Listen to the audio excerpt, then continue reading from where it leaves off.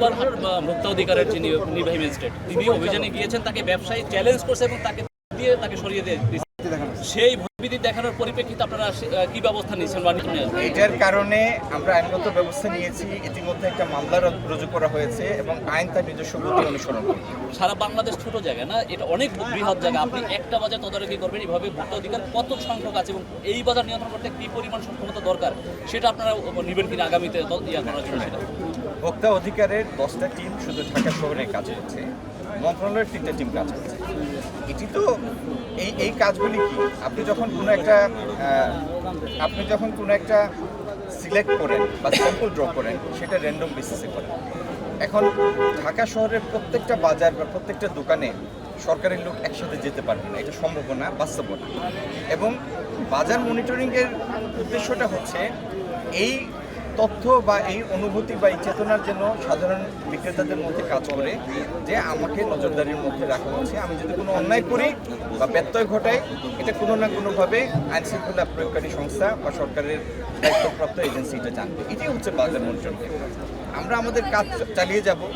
যদি আমাদের কোথাও কমতি থাকে, আপনাদের পরামর্শক্রমে সেটা আরও বেগবান করব। বাজার মনিটরিং করা হয় স্যার, যে আপনারা যাওয়ার পরে কিন্তু আবার দামটা আবার বাড়িয়ে দেয়। এই ব্যাপারে আপনাদের কি পদক্ষেপ আছে?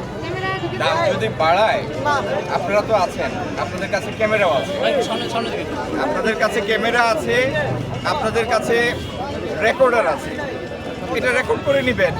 কালকেই আবার ভোক্তা অধিকার চলে আসবে, এখানে ব্যবস্থা নিব। আমাদের কাজটা হচ্ছে আমরা বাজার তদারকি করার জন্য বেরিয়েছি, দেখতে এসেছি যে মূল্যের কথা আমরা জানি সেই মূল্যে বাজারে ক্রেতা পণ্য পাচ্ছে কিনা। যে মূল্য আমরা দেখলাম এবং যে সরবরাহ পরিস্থিতি দেখলাম, সেটি আল্লাহর রহমতে সন্তোষজনকই আছে। আর এটার যদি কোনো ব্যত্যয় ঘটে, সেটা আপনাদের মাধ্যমে আমরা জানব। আমাদেরও ভোক্তা অধিকার পরিষদের 10টি টিম কাজ করে প্রতিদিন ঢাকায়, এর বাইরে মন্ত্রণালয়ের 3টা টিম কাজ করে। তো এর ফাঁক দিয়ে যদি কোনো ব্যত্যয় ঘটে, আপনাদের সহযোগিতায় সেটা যদি আমরা ট্রেস করতে পারি, আমরা তৎক্ষণাৎ সেটার বিরুদ্ধে ব্যবস্থা নিই। আর আরেকটা কথা, ঢাকা শহরে 2 কোটি লোকের বেশি লোক বসবাস করে, এটা একটা বিশাল শহর। তো এখানে যে কোনো পদক্ষেপ নেওয়ার জন্য আপনাদের সক্রিয় সহযোগিতা এটা প্রত্যাশা করি, কারণ এটা কারো একার কাজ নয়, শুধু সরকারের পক্ষেও এটা সম্ভব নয়। আপনারা যদি সহযোগিতা করেন, আমরা সবাই মিলে আমাদের আপামর মানুষকে স্বস্তি দেওয়ার জন্য কাজগুলি করতে পারবো। রোজার 1 সপ্তাহ আগে থেকে 160 টাকার মুরগি হয়ে গেছে 200 টাকা।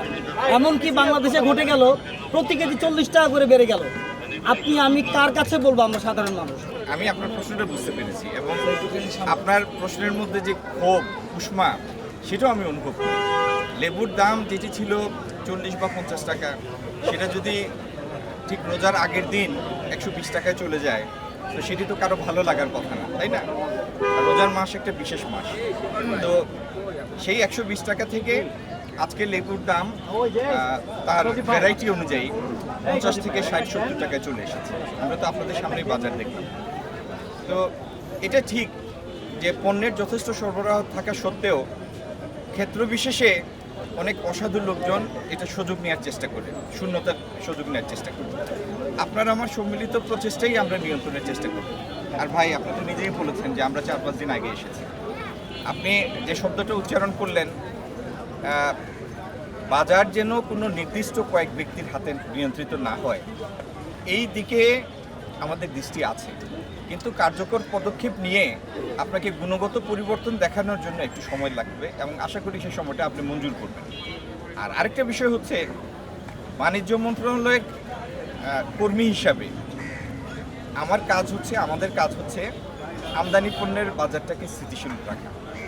যে পণ্যগুলি আমরা এনে মার্কেট সাপোর্ট করি ব্যালেন্স করার জন্য, টিসিবির মাধ্যমে যে সমস্ত পণ্য আমদানি করি, সেগুলি যথেষ্ট স্থিতিশীল আছে। এবং আমি আপনাকে বলতে পারবো, কোনো পণ্যের মূল্য গত বছরের মূল্যের সাথে প্রায় 15-20 টাকা কম আছে। তো আমরা আপনার আমার সবার সহযোগিতায় ইনশাল্লাহ আমাদের অভিষ্ট লক্ষ্যটি আমরা অর্জন করব। ধন্যবাদ।